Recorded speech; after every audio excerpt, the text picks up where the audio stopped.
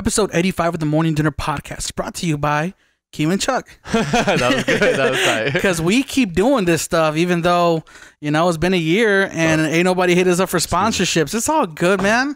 I feel good about the podcast. How do you feel? I swear we got somebody asked us for sponsorship. Probably wasn't enough money. Anyways. Damn. Greedy ass boys. Welcome back to episode 85 on the Morning Dinner Podcast. Two goofballs, Keem and Chuck, just hanging out and meeting new people as we do on the podcast. Today we got Ted from Hours Unlimited. And before anything, subscribe, like, and comment. Subscribe, like, and comment, guys. Back to you. It doesn't feel natural to ask you guys to like, comment, and subscribe, but I'm going to be real with you guys. It helps us out. How does it help us out, Chuck? It helps us out. I don't know how it helps us out, but you know it's the algorithm, bro. When you comment and like something, it pushes your information to the top of the recommended. SEO. You know what I mean? Yeah. So like if you're watching a podcast that's a video on YouTube, if we get enough likes and comments, we get pushed to the top of like, maybe you should check out Morning Dinner. Now, before we get started with today's episode of the podcast, let me fill you guys in on who Ted from Hours Unlimited is.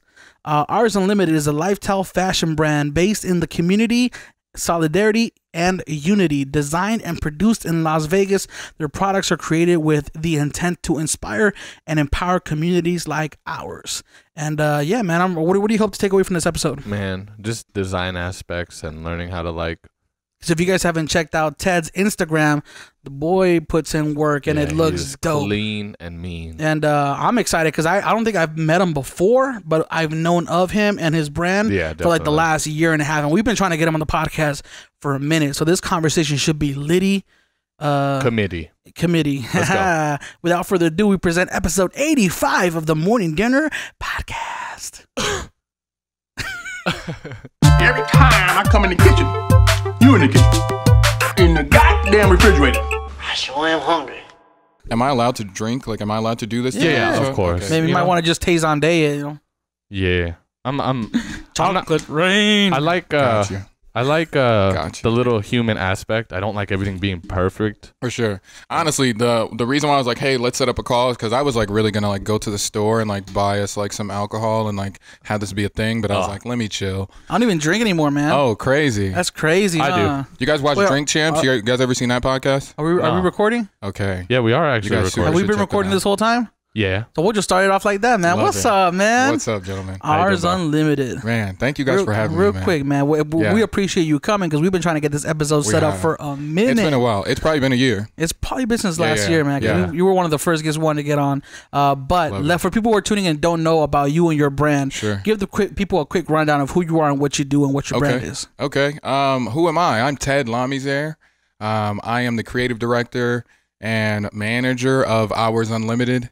Ours is a local lifestyle fashion brand. It's really based in this kind of ethos of essentially kind of what we're doing here. You know what I mean? Like, we're all three individually really, really different, but when you kind of break us all down, we're the same. Mm-hmm. So ours embraces that thought of us being the same. Mm-hmm. I feel like we can build and grow as a result of recognizing we are the same, and even recognizing that the things that make us different are probably more to our benefit than our demise. We can work like with that and do some amazing things. Mm-hmm. So ours is my means of, as a creative person, sharing those messages. Yeah. So is ours more? Is it put simply? Is it a clothing brand? Is it a collective? Is it a brand in general? Like agency? What, you know? To be honest with you, initially the intention was for it to be a fashion brand. That was the intention initially. Over the past, what'll be 2 years here in January, it's become something larger than that, man, to where I appreciate the fact that it's probably all the things that you guys described. Like, it's a collective in that.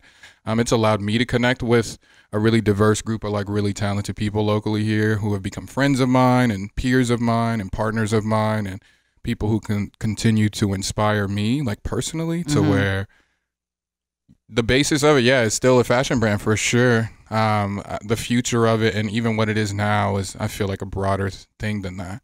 I appreciate being able to like put on and be a part of events and allow people to connect by means of those events, connecting with people, just having conversations with people, which I feel like because of the internet, we don't get to do as much now. like actually talk, like doing this. Yeah. You know what I mean? I feel like we don't get to do this as often as There's we used that to, digital because filter, man. it's like I can just hit the like flame emoji on your story and be like, that was amazing, and then keep going. You know what I mean? We don't even really have to talk about it anymore. Dude, that's crazy. I was just talking to my homegirl so yesterday on the drive home from work, I called my homegirl up. Haven't talked to her in months. Right. And then as soon as she picked up, yo, I was just thinking about you. Like, she tells me the exact same thing. And it's just like, it's like you said, like the digital age that we live in right now kind of puts us so close, but so separate, you know, because we get to see these people uploading to Instagram, uploading to their Snapchat. Like, we feel like we're there with them. It's like, but then we realize, like, yo, I haven't hung out with you in a year. You know, like with my homie Hop, bro, I've gone years without talking to him, or not talking to him, without hanging out with him. And then we realized, like, oh crap, I forgot. Yeah, you do have a daughter. Oh shit, she's turning 5 this year. What? Yeah, it's you know trippy. I mean? But then meanwhile, you've seen a story. You know what I mean? And you've probably seen that daughter like grow up a little bit to where you're like, his nieces, bro. Yeah, and vice versa. Because I'm like, damn, all your nieces are grown up, walking around, talking. Like, I've known his nieces since they were babies. You know, and I'm pretty sure they're going to school now. And one of them. Yeah. So, I love it, man. So ours is about the people, man. It's about connections. It's about growth and encouraging that. It's about keeping us all like motivated and inspired by means of one another. Because again, it's ours. You know what I mean? So I feel like it's equally my responsibility and yours to keep people like engaged, inspired, relating to people. I think is like really important because again, the internet and what we create there, as far as like this is my brand or like who I am online, is like it's a different thing than who you actually are. So I feel like it's important to just like foster and be able to feel like humanness. 100%. So we got the brand aspect down of it, right? Let's talk about the actual like the actual clothing that you guys have.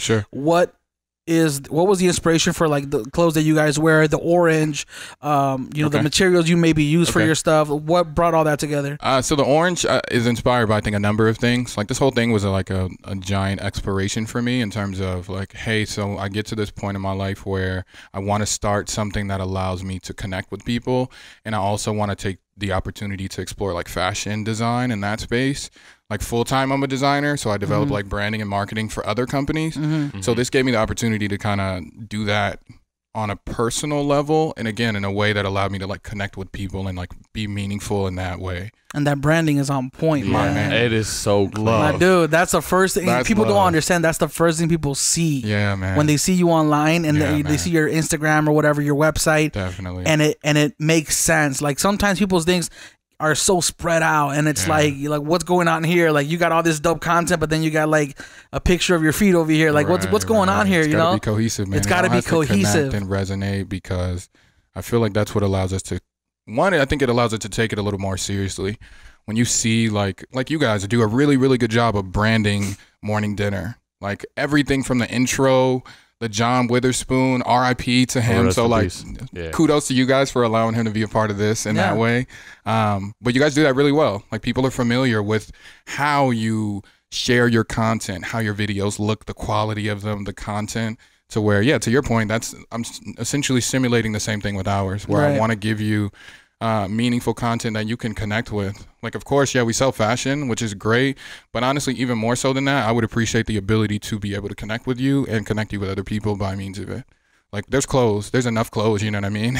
Like, the fashion part of it gives me the ability to give you something, something tangible to connect with, and it allows me to connect with you kind of where you're at, you know what I mean? Like if I was just here as Ted, like, hey guys, community, like let's all be compassionate and love one another, like that'd be great and dope. But to be able to do it through the fashion, it's easier for people to digest it that way. It allows you to like have the conversation in a more comfortable way. It's dope. Almost like having the conversation, but just being able to wear the clothes, right? Like just let the clothes speak for themselves. I mean, it's always like that. It's like when you have something in common with somebody, you're more attracted to that person because it's like, oh, okay, we know the same thing, and it becomes an interest in both of our eyes when we're talking. So I want to go back like design. Because, like, I love design, and I've always loved it to death, but I'm not, like, I never really got to that point of, like, being next level. Because I go on Behance, and I'm just like, dude, Behance. There's crazy monsters on here. It's so underrated compared to Instagram. Like, it's so underrated, man. It's just a different realm. Because, dude, the top videographers, photographers, designers, like, there's some beast out there. So I see it, and I just love, because, you know, I follow a lot of the future. You know? Yeah, the Future Chris Doe, they do really amazing work. I love their work. If you guys haven't seen like the people watching Behance, please definitely super check that out. Yeah, definitely. Yeah. So that's how, like, when I seen I remember back in the days looking at your stuff, I was like, damn, this is so clean. Thank you, man. This is so nice. So design, like, was that the first thing? Like, were you drawing back in the day, or were when I was a kid, dude, when I got report cards, I drew all over them. Like I would draw like when I was a kid, sequential drawing was like really fascinating to me, What is right? that? So when I say sequential drawing, I essentially mean like I would draw things that were the same but different. So like I would draw the Power Rangers because they all look the same but they were different colors. So all I really needed was like a pack of crayons and I could replicate them and draw them a bunch of times. Ninja Turtles, same thing. Same guys but different colors. So as a kid, that's what I did, and I did feel like the repetition of that eventually led to me being able to draw better. In elementary school and middle school, I was the kid that like, hey, can you draw me something? Like that was like how I connected with people. That's how I connected with girls as a kid, was like, oh, you can draw. Can you draw me a whatever? And I'm like, yeah, you're cute. Super. And like, I got it. Yeah. Let me do that, you know? Eventually I get to high school and I start to do it like on a higher level. Design, I think, is introduced to me around that time. You joined the school Photoshop yearbook.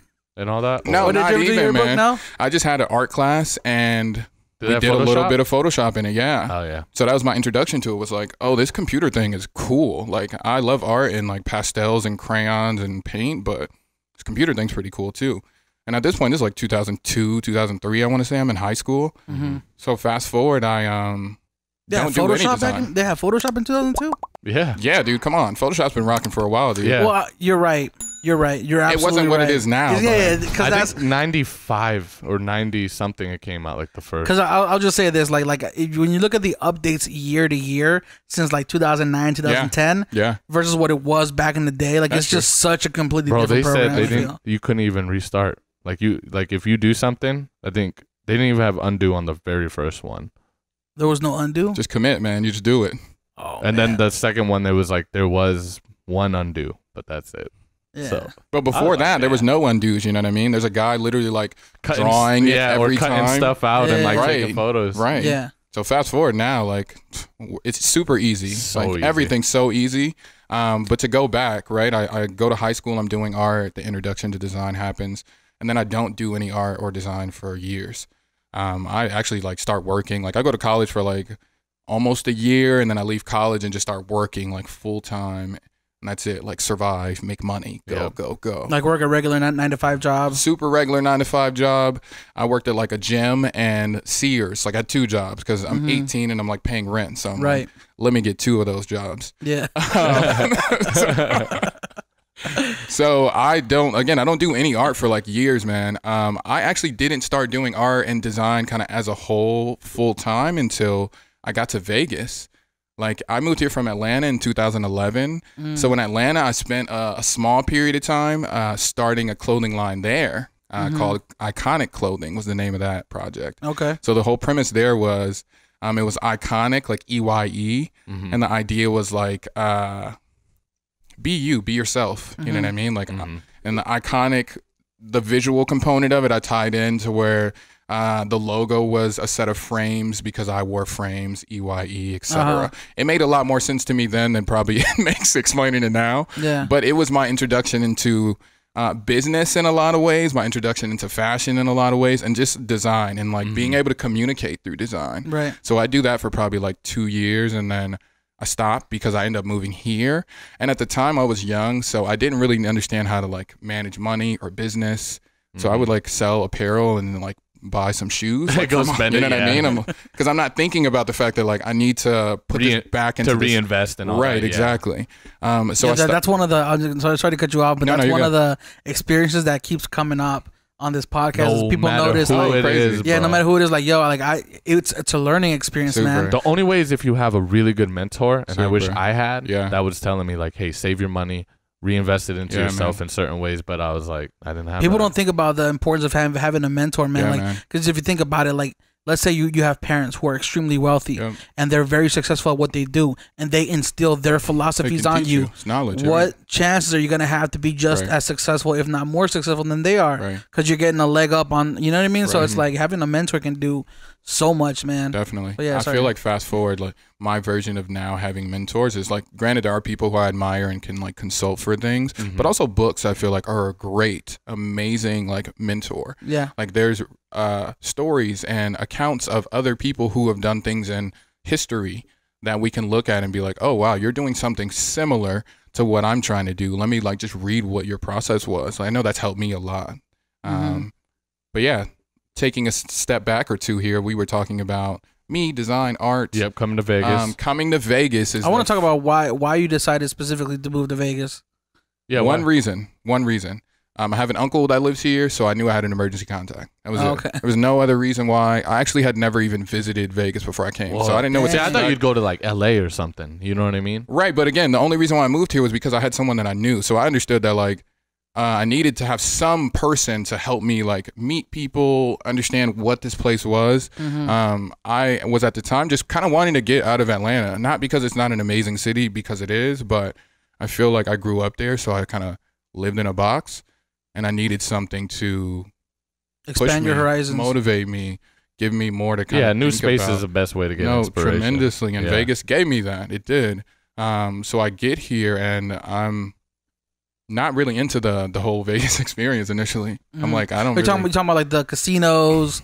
Yeah, just the city, like because it was so new. Like the casinos is one thing, but like I didn't know anyone, and I felt like it was hard to like connect with people and meet people. Weird, man. I was like, what is this? Like I don't know where to go. I don't know what to do. Like it was hard. Right. The first like 2 years here was very, very difficult. Because Atlanta has a way more culture than super, and it's the South, so people are just like, hey, how's it going? And then more 10 minutes later, we're like friends, and I'm in your house. Most cities have more culture than Las Vegas, man. Yeah. The culture in Vegas is so new. It's new, right? And that's what very new. And that's my thing is like now, fast forward almost 10 years later, I moved here in 2011. I love this place. I think it's amazing. I do feel like it does have culture, but yeah, it's new. It's a new city, man. There's a lot of things happening right now. I feel like there's a tremendous amount of growth happening in the city, and I like appreciate all of us that are like being intentional about making the best out of like the energy. Like there's people like you guys, there's people that I see in the city that are like really being intentional about being meaningful, and I'm like, that's amazing. Like we can grow that way. And not to like blow our or toot our own horns or anything, but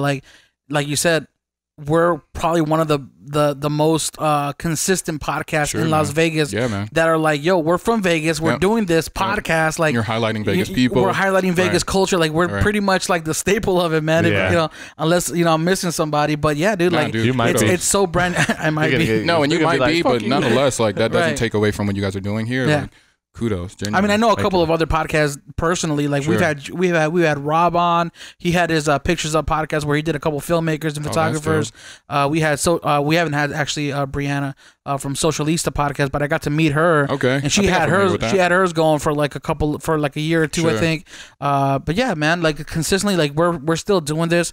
It's just fun to us, dude. That's the reason we do it, and that's one of the things that people don't understand. If you don't have fun doing it, if you don't look forward to it, it's hard. You're gonna stop doing it eventually because you gotta find better things to do. Yeah, man. You know. Super. Yeah, it's really hard. It's especially now with social media and how we treat it, right? Like we all have our friends are all creative people in some way, man.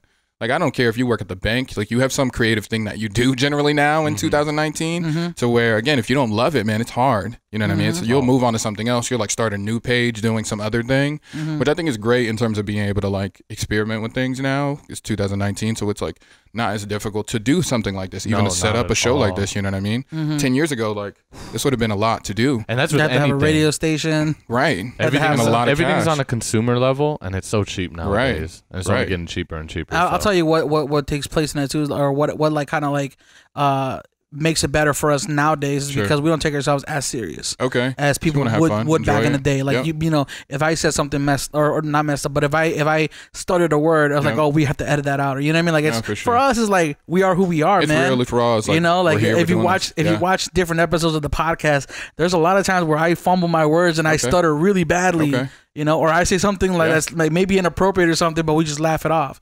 You know, like that's the kind of that's how I like to do things. That's one of the things that I got from Chuck. Is kind of like you gotta be yourself, man. You can't like the minute you're forced to be something that's not you and it doesn't feel right. That's super true. You don't want to be there. It's a job at that point. Right. Yeah, dude. Yeah, gentlemen. Again, kudos on this. Thank you, man. Yeah, man. Thank you, Ted. Yeah. We ain't shit. You see what I'm saying? But yeah, okay. So you came to Vegas because you had an uncle. I came to Vegas because I had an uncle here. I still don't really do anything creative. I worked at like T-Mobile up on Rancho when I got here and did that. That was cool. I worked a bunch of retail. That was cool.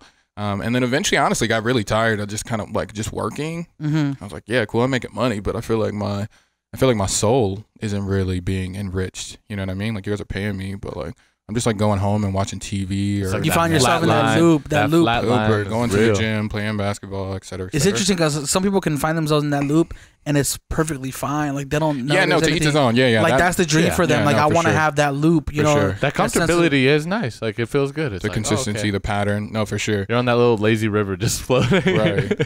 I don't know, man. Like I've never considered myself an extremely talented person. Like everything that I do has been because I had to work for it, right? Like I had to find out how to do photography because I had nobody teach it to me. I had to find out like about video and how filming and framers. I taught myself on YouTube. That I forgot where I was going with that. I think one day I was watching Tiger Belly and Kalila said something today, like her friend said, but something like a lot of people are missing the dream that they're probably now living in. The things they used to dream, they're now living in, but they forget about it. Dude, just being present. We always talk about this. I remember where I was going with that. Being present. It just came back. No, I did watch that episode. I don't know if that was let's super. I want to talk more about that because I think that's like super important, just being present as a whole. But go ahead, Keem.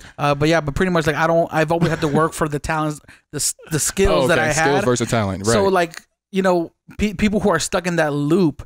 Like that's their comfortability. Yeah. I feel like I should have that loop of like comfortability because I don't have any specific talents. You know what I mean? Okay. Like I feel like I had to force myself into the world of creativity. Sure. So where I feel like it'd be easy for me to give it up. You know what I mean? Because it's not natural to me. That's interesting. Okay. So I don't know. Maybe some people I have just no clue what that means. But is that how you feel, or is that how I see feel your like work? like I'm so not talented that I should just have a normal life. Like I should have. You don't feel like find you've a developed wife. the talent, I though? should have kids. I found a talent for consistently wanting to do new things. Like I guess that's a talent, right? I feel like that can't. I mean, I feel like your ability to be skilled, right? Yeah. You feel like you have a skill set that you've worked to develop. Right. I feel like then therein lies the talent once you develop the skill set. You know what I mean? A lot of people can learn how to use a camera. A lot of people can learn how to do that. But the talent part comes into your ability to see. See things differently, whether that be perspective, lighting, composition. Like that, I think, is where the talent lives. Okay, I like that. I really like that, actually, now that you think about it. So you're talented. Thank you, man. My man. Thank you. Yeah, I know what you mean, though. Like, I feel like... No, I get what you're saying, too. Me, like imagine if you were an amazing singer, right? Yeah. And you were consistently pursuing a music career, it would make sense because you have a beautiful voice. Like it makes sense for you to live in this world and be a famous musician because you have a beautiful, talented voice. I thought it was more on the point of like me personally, like we all have our styles, you know what I mean, to a certain extent, but I still feel like I'm not there yet. Like I haven't really found me all the way yet, and I've been doing this for so long. From a creative perspective, yeah, like it's a weird line like you draw because you can. It doesn't make sense at certain points. I'm just like, wait, but people are like, this does look like your style, Chuck. But I'm like, I don't feel like it's my style just yet. You know what I mean? That's fair. And the same with music. Like but a lot does that kind of go back to the whole like being present, right? Because you're so like wrapped up in being like, I want to be this version of myself. They're not like appreciating. And I do the same thing, and that's why I said like, let's come back to this. Yeah, let's do this. I do that all the time. Where, so this will be year 2 in January of operating as Hours Unlimited. I spent a year before that developing like the look and the feel and essentially how to start to tell some of these stories to where I can connect with people, right? So in that process, there's so many moments where I appreciate being in the moment, but I'm so like, what's going to happen next that I'm not really appreciating it as much because I'm not being present. To where that's something I like genuinely am working on doing is just stopping and saying, you didn't do this before and you couldn't do this before. You want to do something else, but like appreciate the fact that like you're here, this moment you dreamed of at one point. Right. I like that.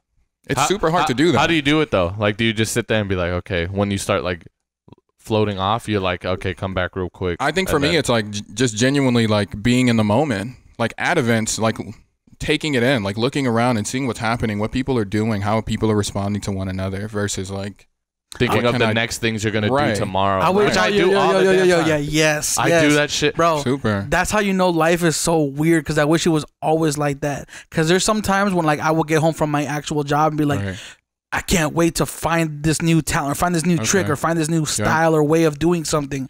I can't wait. Oh, I can't wait for tomorrow or this weekend. I'm gonna do a photo shoot, and you get excited, very excited. But then sometimes you don't always feel that way, right? And I guess it's like a yin yang balance, right? Like you gotta have the those parts and the good parts and the bad parts, right? Because the good part, I think, of like not being present is the fact that you're like so motivated and you want to do more. Yeah, that's amazing. That's great. But in the process, I feel like it's super important also to be able to like appreciate it. Yeah, because like that's one thing I'll say. I'm really that now that you said that, thank you. But yeah, man, I be thinking of, like even when I go see my family, I'm like, damn, I gotta do this when I get home. I gotta do this. Instead of just like enjoying and listening to the joke, you're like, man, I gotta respond to 8 emails, etc. And see, now I'm not sure if that's like an anxiety thing, a nervous thing, like, oh, I want to get this finished. And it's just like, I think some of that, truthfully, I think is like how responsive we are. You know what I mean? Now, like text message, respond, notification on social, respond, email, respond. To where I feel like that's some of it. It's just the desire to like always like accomplish, like check off a box. Dude, yes. Let me just tell you this much, man.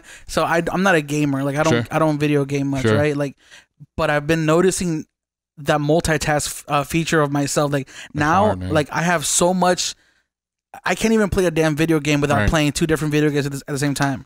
Like for example, two different video games at the same time. Toontown. Different type of multitasking. No, I'm talking like the RPG Toontown. This video game that I play. I can't even like open up one window and play my character. I have to have 2 windows open up, and I have to play them at the same time because I have to accomplish just as much on each one. You know what I mean? Keem, that's next level. I don't know what you mean. I'm sorry, I don't. And I found this. I've never heard that in my life. You play 2 video games at once. Yes, my man, you got it. You won. And I found it because the thing is like, so I was wondering like, how can I do this? So I started Googling like, yo, how can I play 2 characters at once? And some guy like some teenager developed this app that's like a little like standalone plugin for your Mac. Crazy. And you assign windows to that little app, and you just go up, down, left, right through that app, and you can control both at the same time. What's the benefit of playing twice? Twice the accomplishment.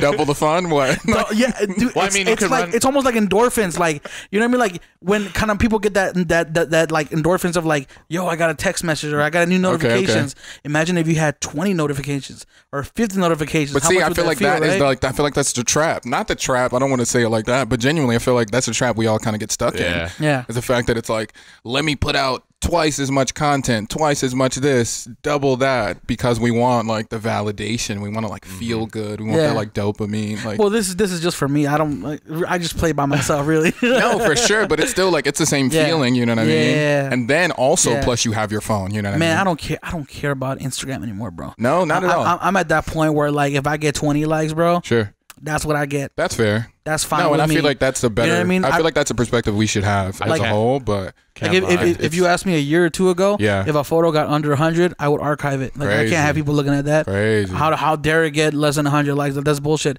But now if I get 50, I'm like, that's it. 50 people. Right. That's it. Right. You know. It is funny though. Like I never got into social. Like I stopped getting like I haven't posted for almost 3 years. But I got to a point where I don't post anymore. I haven't posted on my Facebook really. I'll like stuff and whatever, but even on my Facebook and my Instagram, I've done it. And sorry to whoever I unfollowed, but not unfollowed, but I unfollowed their posts. Because I'm just like, I can't be going on here looking at nothing.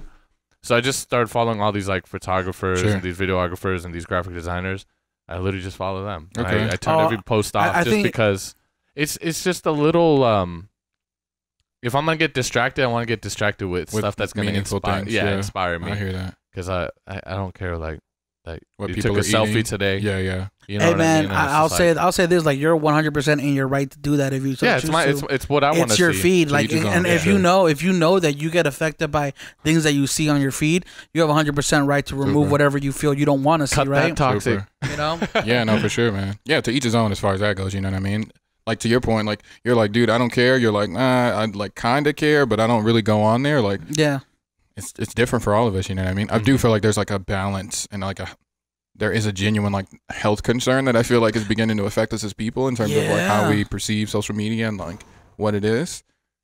But yeah, here we are. Instagram removing those likes from. Right. Hey, is that happening in 2020? No, it's already done. They already did it. I'm still way. seeing likes, dude. I think it's like a regional thing, or they're like putting it on waves because I'm still seeing likes. No, it says others. Look it, dude. Mine still says likes. Check this, y'all. No, yeah, it shows the likes, bro. Look at that. I think it's like person to person though. I don't think it's like everyone. This is what it looks like then for you. Maybe yours is updated. Yeah. See, it says others, and then it says 1,000 others, and that's it. They'll probably go to 1,000,000 others, but that's it. So it goes others. But does that even help though? Like 1,000 others, crazy, bro, and 1,000,000 others. Does that really help? Because think about this real quick, right? Well, it's very minute. No, it's change. crazy though. But I feel like what it does is I feel like it creates a bit more of a separation because of the fact, right? So if it says, say Paolo 702 and others, right, is what it says in this case. Let's say it says thousands, right, and then the next one also says 1,000. There's no differentiation between 1,000 and 100,000. Right. So both those people are now put in the same bucket as others and now thousands. You know what I mean? The 1,000 guy and the 100,000 guys in the same bucket, and then everyone else is others. So I feel like it creates more of a separation now. You know what I mean? To where it's like the millions guy is even a different bracket.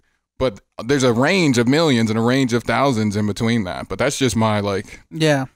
I don't know, man. I think people are always gonna find something to differentiate themselves, right? Themselves. And Instagram knows that. That's why they did the thousands thing, because if they got rid of just likes altogether, right? If they got rid of likes, would be like, well, I got more comments. You know, like they would go to something else. That's fair. You know, or I got more followers. Comments, there's always going to be a number attached to because that's the validation, right? Well, here we are. Hopefully, people watch this and like the. And that, and you know what? Right. But that's the fight, man. Because every time we start an episode, like I gotta look at this camera, even though I'm not a camera person. Like you know, like that's why I like the podcast, is we're not looking at any cameras, right? But now that we're doing the intros, because it makes sense for the algorithm to say, don't forget to like and subscribe, comment, subscribe. I still don't fucking know what it's supposed to be. Like, comment, and subscribe. That's why I have him do it. But yeah, man, it's just one of those things that you kind of have to be on top of, because if you don't say it, people don't do it. Like, you know? That's that's true. I think that's interesting too, because we all know that we should do it, but like we all kind of understand that that's why we're there. You know what I mean? But we don't do it. I think one thing that's super fascinating to me, and I talked to a friend recently about this, is I'll watch people on Instagram, right? Like say I go to the gym and someone's in the sauna and they're on Instagram. I'll see them scroll and scroll and scroll, and then maybe stop. Double tap, scroll. That's some booty. Maybe stop. They were like, double tap some or some food or whatever, right? And the thing that's always interesting to me is that I'm like, you chose all of those things. Like all the things that you scrolled through, you chose them. You chose. Why to are you them. not liking them? Yeah. Because this is my theory, and maybe I'm completely wrong, but when I look at it, I feel like now we recognize that a like is currency. Like it's digital social currency. It is. So a like is that's why Facebook is the biggest company in the world. Because it's no longer about gold and dollar signs. It's about data. It's about what do people like. Right. And it's about what's in here. This when Facebook found out that what goes on up here is just as important as gold. Right. When they can sell something to you, and they can take that data and sell it to somebody else and make, like, come on. Like that's a new form of money now, you know? So it's attention. Because of that, I feel like the person that's on Instagram, they understand that. So they're very intentional. Well, maybe not intentional is not the right word, but they're very choosy about like, where do I put my dollar? You know what I mean? If a like is $1, who do I give it to? You know what I mean? Yeah. Who gets my dollar? So I chose to like all this stuff. That's crazy to think about my dollar. My dollar, right? And so a like, I feel like, is $1. If I care about your thing even more, I'll probably post it on my story or comment, right? So that's like even like $5, you know what I mean? $3 to $5, maybe a comment's $3 and a story's $5. Yeah. And I only quantified like this because again, it's currency. Right. So when I look at people do that, I'm like, oh, okay, I get it. You know what I mean? And if I share your post, you owe me one. You know what I mean? Like, super. Right. Which, okay, so that's a really interesting thing. You better come to my show. You know what I mean? Right. So that thought is interesting for me, being where I am, because again, I develop and create a product. Right? I develop fashion, and I super appreciate when people like, comment, share, right? But I'm also like, it's important for like people to invest in what we're doing, right? Because otherwise we can't grow it, we can't scale it. Nope. To some degree, we can't even continue to do it at some point if people aren't investing it in that way, which is like an interesting thing on the other end, because again, the person that's supporting us feels like I'm doing I'm giving you this currency in this way. I'm not investing in that way, but I'm sharing it. So maybe one of the people that sees it will then invest in it. But what happens is there's like this loop of people where it's like, I like this too. I'm just going to share it. And then I'm just going to share it. And then hopefully in that line of 10 people, like someone's like, let me purchase and invest in it that way. And then there's those people who don't understand the currency of social media, and they're sharing 600 stories a day. Or 600 like posts, you know what I mean? That are just there for leisure, for sure. Social media is just so crazy, man, because it's also like a fairly new thing, right? Yeah, no, and it is like, it's great, man. Ours and the ability to communicate through social media with ours, dude, it's been invaluable. I've connected with some amazing people in the city. I've worked on some incredible projects, like by means of ours in and outside of it, because of the internet, essentially. You know what I mean? So while I recognize that it's a difficult thing for us to, I think, handle, and like I do think it's something to be concerned about, I appreciate it like tremendously, dude. Like me going back to, okay, so like to kind of go back to my story of coming here, right? I'm working a job. I eventually kind of get bored and want a little bit more than that pattern we talked about earlier. So I'm at the time on Instagram, and there was an artist that I followed who would produce digital illustrations, and I loved them. I was like, this is incredible. This is some of the most amazing stuff I've ever seen. And one day I saw this artist post from inside of a classroom, and I was kind of blown away because I'm like, wow, you're really, really good. I'm thinking somebody's like hiring you every day, and you're like in a class learning this. Where do you go to school? And they happen to be here in Las Vegas, and they went to the Art Institute down in Henderson. Oh, that's where I went. Crazy. Okay. Yeah. How long ago was that? Wow. I graduated in I went from 2009 to 2013. 2009 to 2013. Keem, we went to the Art Institute at the same time at one point. No joke. I got there in 2012. Yeah. Really? Crazy, dude. Damn. Super last town, bro. There you go. See, the world's small, man. This is ours, genuinely. Yeah. So I reach out to her, and she's like, I go to the Art Institute out in Henderson, and I'm like, oh wow, that's incredible. So I reach out to them. I get like a tour of the school. I eventually enroll, and I start there in 2012. And that experience really changed my whole life. Like, in more ways than one, going through that experience, there's different moments in that where my life genuinely like changed completely. The ability to then meet people helped me a lot. Like, again, I'm new to the city, I'm new to the place, the area, and I start to meet people and connect with them, and they're creative people as well, and they're passionate and they're talented, and I'm like getting inspired by all these people. And again, I hadn't done really any art in years before that. So to have that experience really like ignited like a fire in me to where I was like, oh, that is amazing. I don't know what this experience is going to be. I don't know how successful I'll be tomorrow, but I'm going to make the best out of this experience. And my major was graphic design. So that was what I was pursuing. So I went there, graduated in 2016. Okay. And right out of graduation, entered some of my work into a local show called the Addies. There's an organization called the American Advertising Federation. They're a national organization, but the local chapter puts on an event called the Addies. Addy Awards? The Addy Awards. Okay. My man, you're familiar. Yeah. I feel like I've heard of that before. Tell me how you're familiar. I love it. I think a homie put in his website and he won. Okay. Who do you remember? What's his name? Mauricio.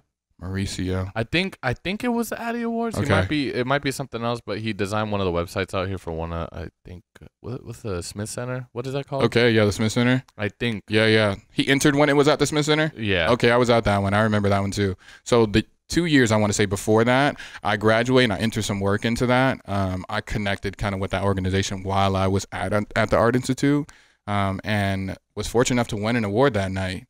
Felt amazing, and the next day... Did you get money? No, you don't get money. But it might have been something else. You don't get money for the Addies at the local level. I think at one of the national levels, I think you do. Oh, okay. But for me, I think the equivalent of that was the following day I got an offer from R&R Partners to work with their agency and work on the Las Vegas brand and a bunch of other brands that I was like really excited to work on. And I'm like just graduating and like doing design at the time. It's a huge agency. Yeah. Huge I just did work with them dude. out in Mesquite. Oh, love that. Yeah. You did some work with them out in I was just PAing basically. Love that, and, man. ACing. Super. Okay, that's incredible. I'm telling you, like synergy, man. This town is so small. Synergy. We're all literally connected so much. You know, like you're talking about how you went to the Art Institute in 2012, 2013. And I was there too at the same time. R&R Partners. He's like, yeah. You never know. Like Tyler was Tyler on before this episode? Yeah. Tyler was the last one, right? What, Tyler Stefanelli? Yeah. So we had a buddy of ours on, right? Yeah, I saw his episode. We had actually met him years before we actually like felt like we met him. Crazy. You know We what bought I mean? a lens off We of him. we bought lenses from him when we had our studio downtown in 2015, and then in I want to say 16 or 17, the next year or 2 years from after that is when we started working together, and we had no idea. We completely forgot, you know, that we had actually met before. Small world, man. Until it And came up in synergy. conversation of Right. like, oh yeah, I used to have these lenses. Oh yeah, I bought these lenses. Wait, did you buy them in You're that guy. 2015? Right. No, for sure. If we go around the table, we actually probably can name 20 people we all know. I usually like say 10 when I use that metaphor, but like we can name 20 people we all know. Easy. So I get that offer from our partners, and that genuinely changed my whole life, dude. Like from my financial perspective, I was like, oh wait, this is cool. Like I'm not broke anymore, so that's dope. Like that was amazing. Yeah. From the perspective of just kind of life too, I think it brought down like that figurative ceiling to where I feel like prior to that moment, I felt like the ceiling was just like extremely high. You know what I mean? I felt like if you look at whatever prominent person in whatever space, right? Let's say Kanye West, just for example, because people know who he is, right? In my mind, I felt like to be at that person's level would take 2 lifetimes to reach. In terms of, again, that ceiling being so high.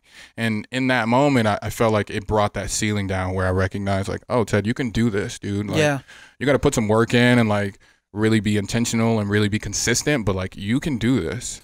What is that in our heads that makes us go like, I got to live 2 lifetimes to get to his level? You know what I mean? I think some of it, like, but especially we're actually so close and so similar that we're actually not that far apart. Right, we're not that far apart, but we are. I mean, we are far. You know what I mean? But not as far as we think that we are in a lot of cases. Exactly. And I think as creative people, I think some of it is like imposter syndrome. You know what I mean? You guys familiar with that? Oh yeah. Where you're like, do I really know what I'm doing? And that happened to me at R&R. My first like month of working there, I genuinely was like, they're gonna fire me for sure because they're gonna realize like I don't know what I'm doing. Right.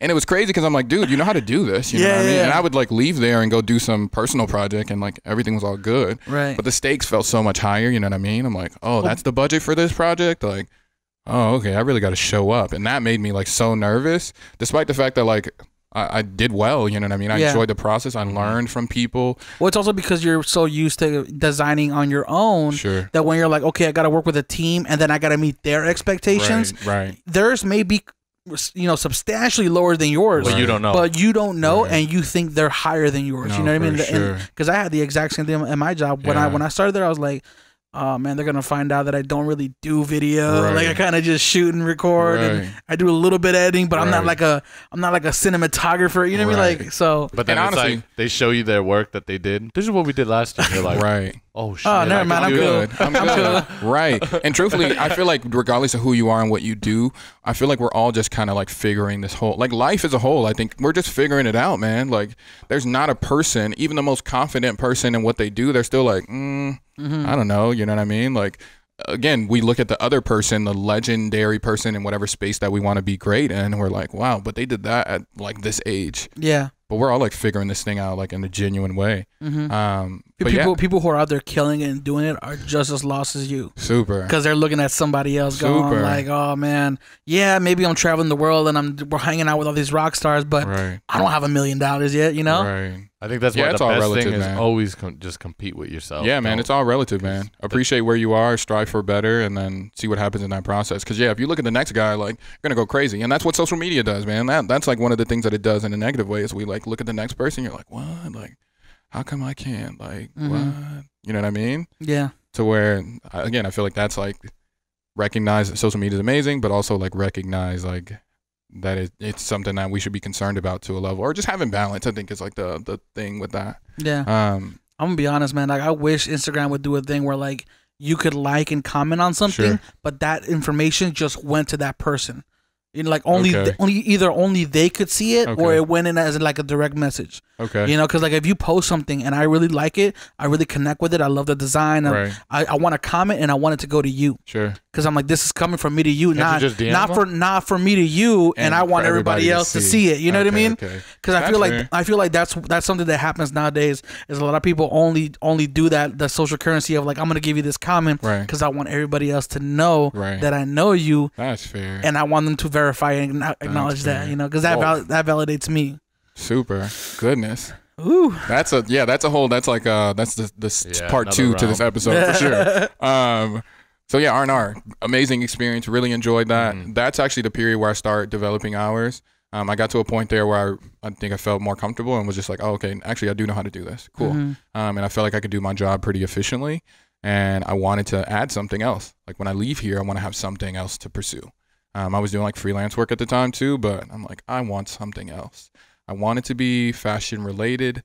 I want it to give me the ability to connect with people like in a genuine way. But at that point it was like, what do I call this thing? Again, years back, iconic clothing was a thing. And like friends of mine would be like, hey, when are you going to do that again? I'm like, I don't really think that's like it's like 2017. Yeah, this is like 2017 at this point. Yeah. And well, this is 2016 actually. Have you built up your network yet of like of who you knew? And because I see you working with a lot of models that I personally know of. That's actually been in the whole process, man. That's probably been 3-4 years strong of just meeting people, you know what I mean? Like even before hours was a thing, like, oh, hey, what's up? You're cool. How are you? Let's connect online. Let's not. We see people so often that like Chuck and I don't feel like you're even connected. I don't think I'm connected with you guys, either of you guys online, but I see you so often. And it's like, oh, hey, what's up, guys? You know what I mean? Yeah. So a lot of the models and stuff that we've connected with have just been like in the process. Right. So I sit down and I'm trying to figure out like, what do I call this thing? I know what I want it to do, and I know what I want the basis of it to be, but what do I coin it as? I wanted it to have like a similar weight to like an Obey or a Supreme. Like when you hear those names, they have a weight. Like Supreme, like there's a weight. Obey, like there's a weight. I wanted it to have that weight. And I wanted it to resonate like immediately. I wanted you to feel that sense of like connection from the gate. And if possible, I also wanted it to connect to you and I. So Ted to Chuck, Ted to Keem, without you even really having to like know it. Right. To where I could always like appreciate that part of it. And how I kind of start that exploration is just going online and really doing some research on myself. Like things that I correlated with Ted. So my family's Haitian, so like Haiti, spent some time looking up like Haitian history and like what's happening there now, what's happening over the past, years, the earthquake, all of those things, just like kind of looking at that on a personal level. I was born in Miami, so doing research there and like learning things and getting kind of these revelations about Ted and who I am, but not really finding anything that like gave me like I basically wanted to read a sentence and see like a word and be like, oh, that's it. That's the name of it. Amazing. But that didn't happen. So I kind of take a step back and I'm like, what's another way I can approach this? So I try to use language to essentially take something from the language I speak, which is English, and the language that connects me to my family, which is French. So again, my family is Haitian. So my parents speak French. Most of my cousins do. I never really learned it because truthfully, I was just like a lazy kid. You know what I mean? I'm like watching TV and I'm like, Zach Morris doesn't speak French. You know what I mean? I don't need to learn French. I'm pretty ignorant. What's Haitian? Yeah, so my family's from Haiti. So Haiti, okay. Haiti and Dominican Republic make up an island called Hispaniola. It's not Haiti? It's if you're from there, if you're Haitian, you would say Haiti. Yes. Okay, gotcha. So you know some really? Haitians apparently. Yeah. Haiti. What's his name? The song with what's his name? What?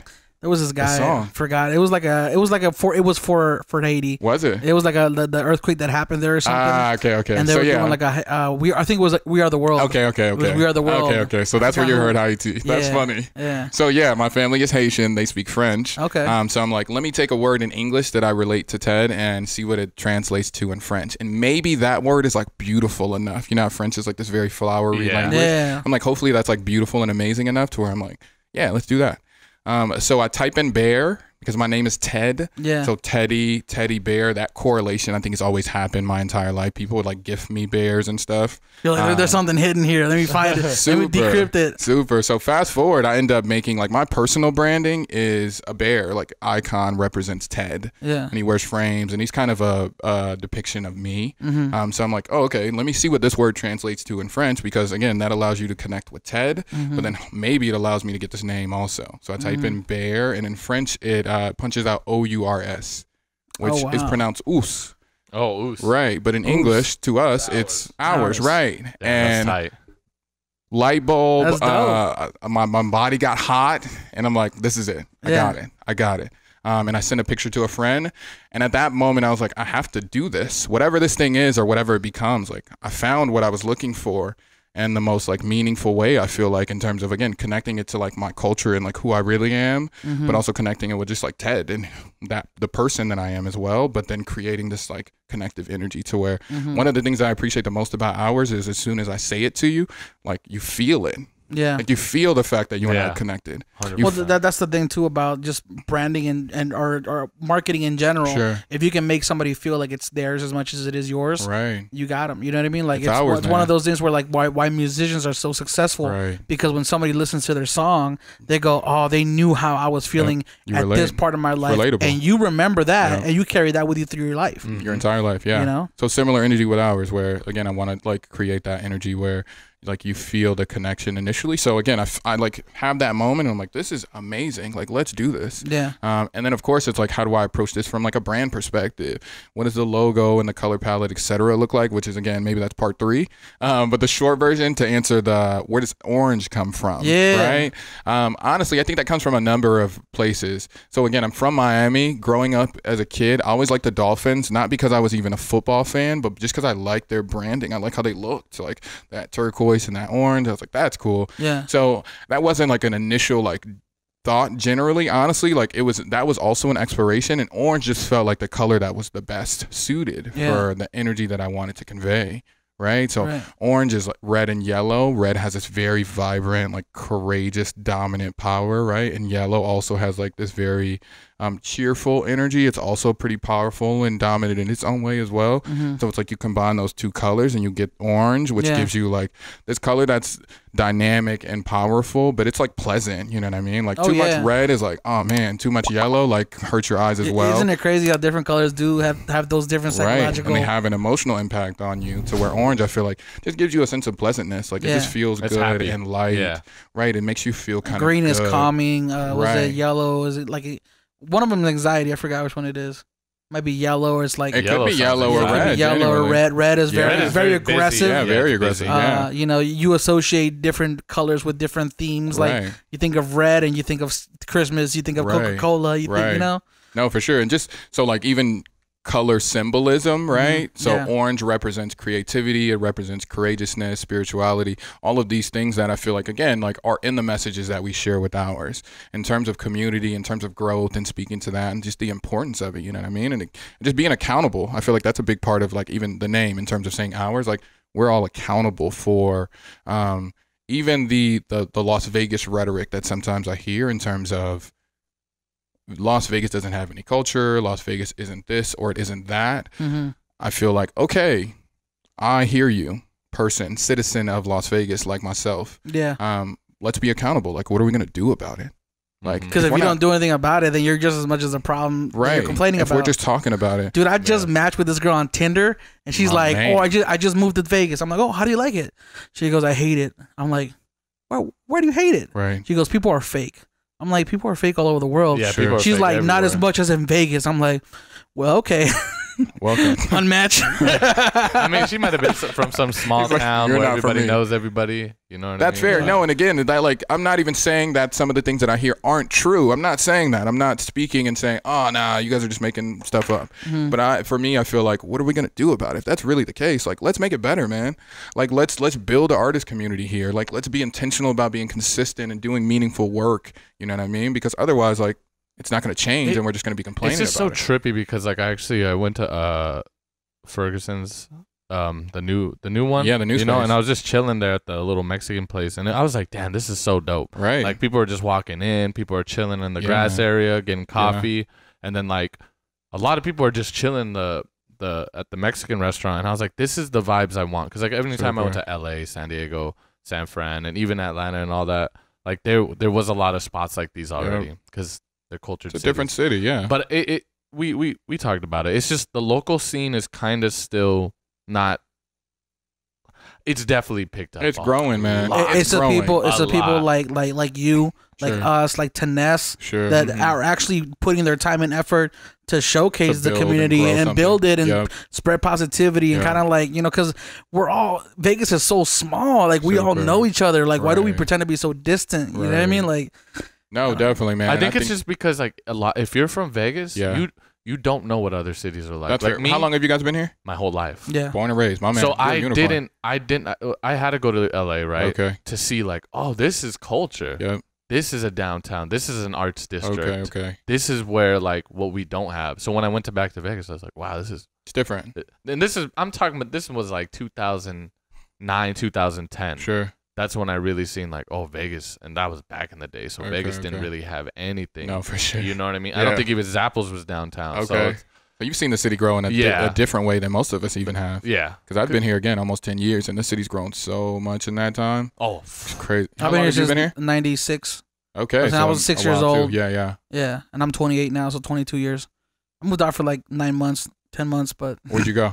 I went to Santa Clarita. Okay. I was working a video job out there, and then I came back when I Yeah, you come realized back. like I ain't missing anything. That's fair, man. Yeah, and again, every city has like good and bad. If you go out to LA, there's plenty of people out there like people are fake, et cetera, you know what I mean? Like, but there's also good, talented people here as well. Like, You know what, man? for sure. I think people who say things like that, like, Yeah. "Oh, this is fake, this is terrible," like Sure. that's just you're reflecting on how you feel on the inside. that's fair. That's You know fair. what I mean? Like if you're just that kind of person that like, yo, you can be however you want. You can Right. cuss me out. Like Right. I'm gonna radiate like love. I'm Sure. gonna tell you like, oh, that's cool. Right. Do your thing. You know? Right. because no lie, I haven't in the past like, well, maybe because I don't network as much, but I haven't in the past like 5 years. I haven't found anybody who's fake. Okay, that's fair. Like I'm just That's like, fair. it's probably the people you hang around, yo. That's fair. So whoever. And again, I'm also like I'm a realist, Yeah. so I accept the fact that again, like those people exist. Those people are here, yeah, 100%. living with us as well. You know what I mean? And Yeah. to each his own in terms of how you look at life and what your intentions are, right? Mhm. But again, I feel like there's enough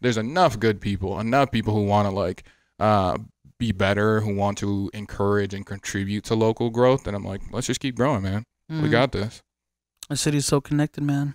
Super. I feel like so there was Rosemary, right? Have you met Rosemary? Yeah, Rosemary's amazing. Fajardo? So she Dude. was on the podcast twice. That's She's the awesome. only repeat guest we had. Yeah, You gotta have her she's on a again. special one. Do Yeah, a she's third great, episode. man. I actually Uh, did one of her emotion code sessions with her. Oh yeah. And generally, I'm probably pretty skeptical when it comes to things of that Yo, nature. me too. right? Me too. No, and I hear that completely, and Yeah. I agree with you. But at the same time, like, I think something about Rosemary's energy made me open to it. Yeah.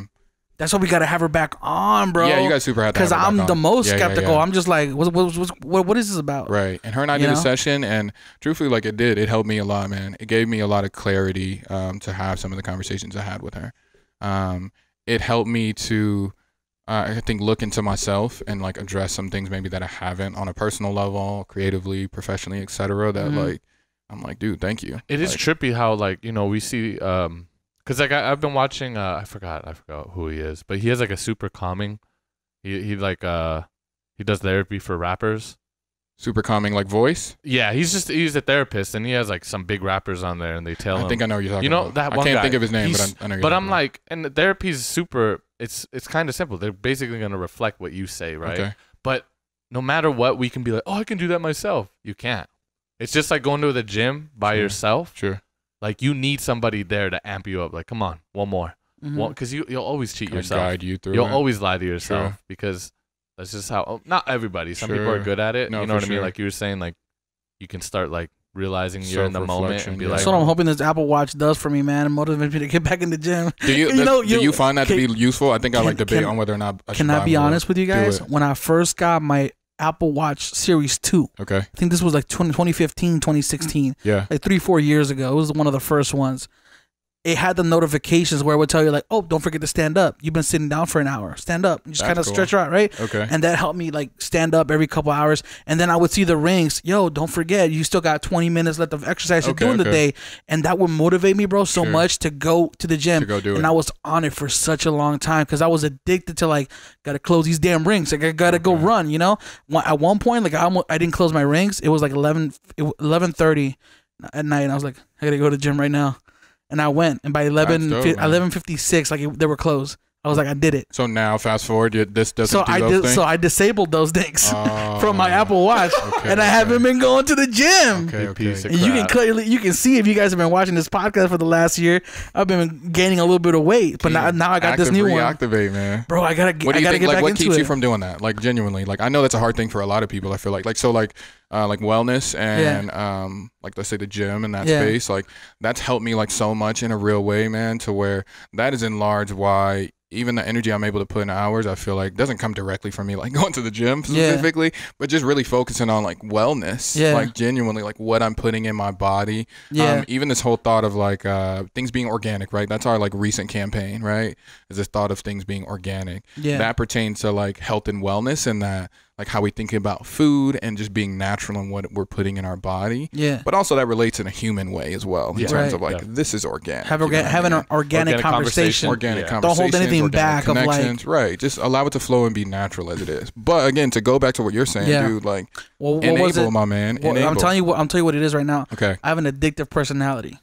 Okay. So I have it. So here's the thing: if I do something, I got to do it 110%. Okay. Like there's no like, oh, I'm gonna do it on Mondays and Wednesdays. Like if I go to the gym, you're gonna do it. I'm going 5-6 days a week, and I'm going for at least an hour, and I have to be going hard at it, right? That's dope. But not only that, I have to be eating right. Okay. Because why am I gonna do all this exercise? Also rational. If I'm not gonna take care of what goes in my body, right? Course. Why am I gonna burn 1,000 calories and take in 2,000?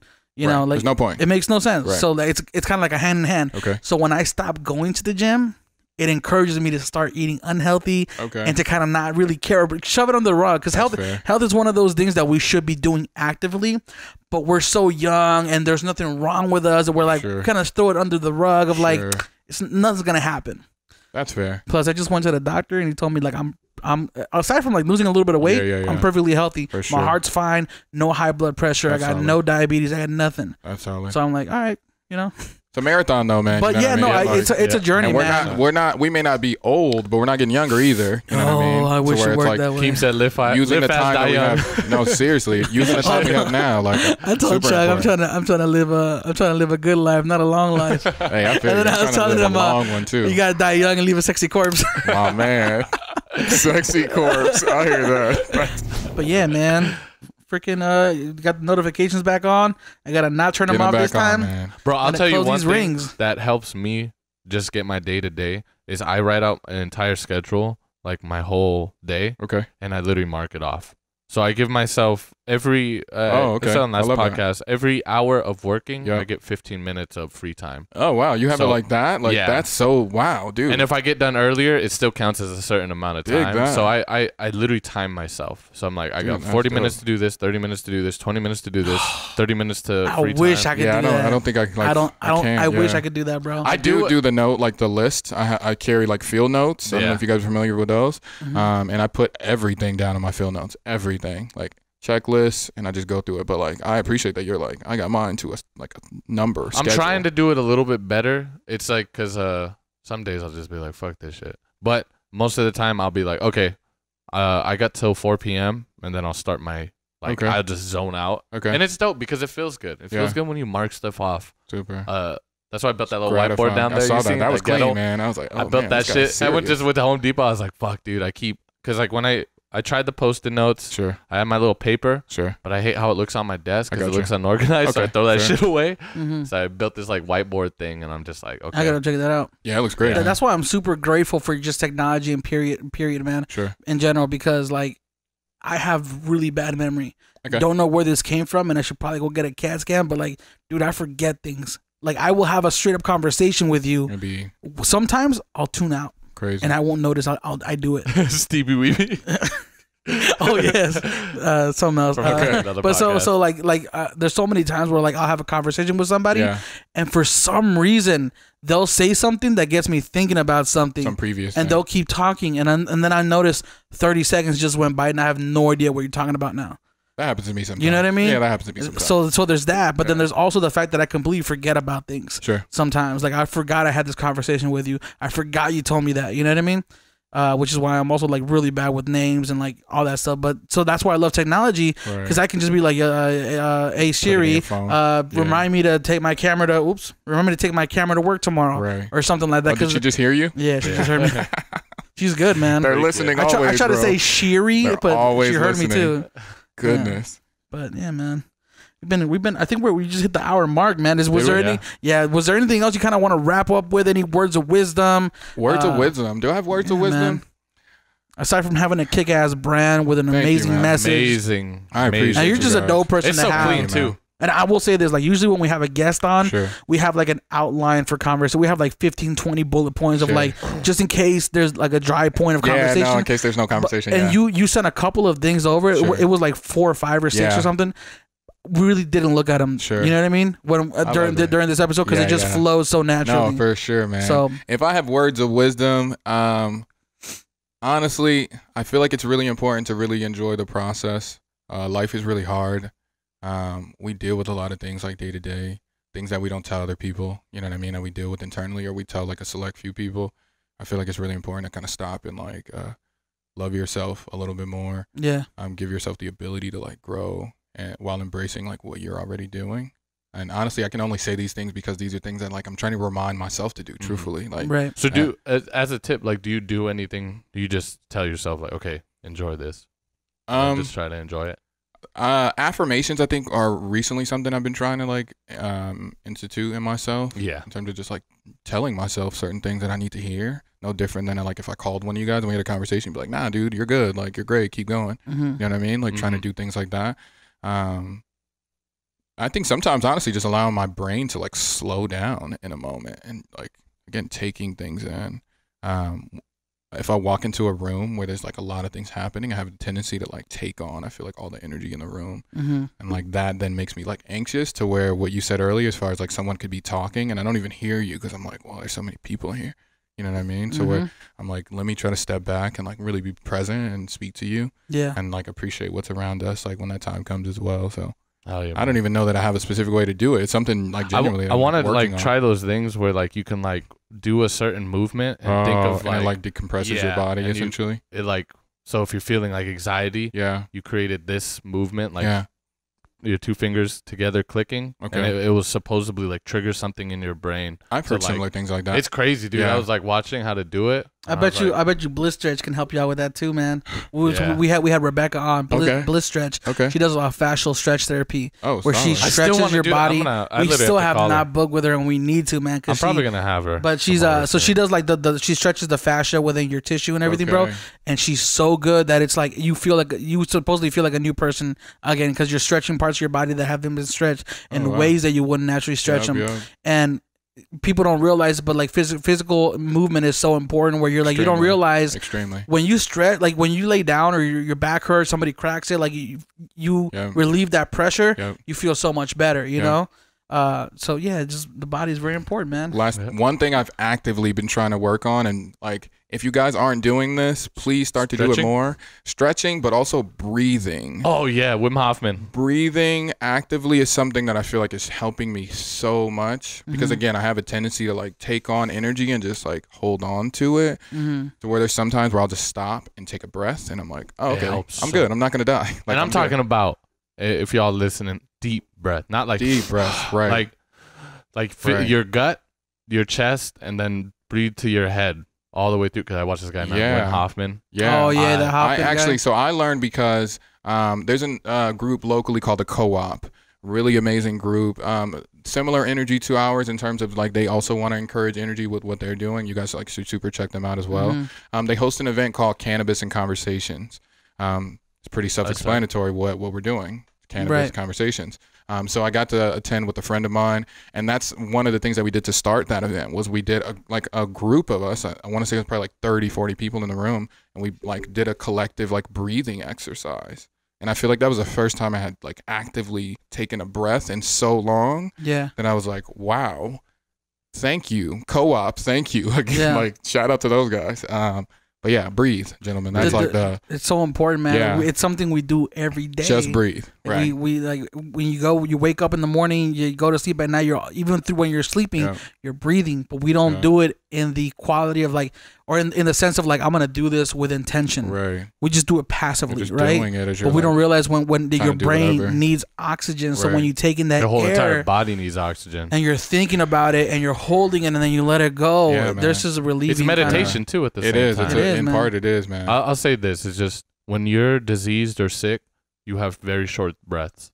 So that's why deep breaths are very important, because you want to stay away from sickness. No, for and sure. it actually helps with all types of stuff, like Sure. just breathing. I'm not Yeah, saying like man. you have to like do some crazy crystal stuff, or you have to do some like Just breathe. anything like fast for 40 days, which I Right. believe in too. But Sure. like just breathe, Just breathe. just deep breaths. No, for sure. Agreed. That's tight, man. That's the title of this. Just breathe. Just breathe. Just breathe. That's it. I just Ted, think of thank you that so much for fabulous song. joining us. Gentlemen, thank you guys, man. Thank This you, was Ted. incredible. I appreciate you guys, man. Keep going. Keep like helping and connecting with people by means of this, man. It means a lot to everyone. We're gonna keep doing it as long as there's people to talk to out there, man. No, for sure. We'll keep doing it. But we're gonna put all your information in the description down below so Sounds people can good. check you out, check out your brand, Thank see you, what my you're man. all about. Thank you for joining us. My pleasure. Thank Everybody you. who's tuning in, we'll catch you guys in the next morning dinner. Thank you, Ted.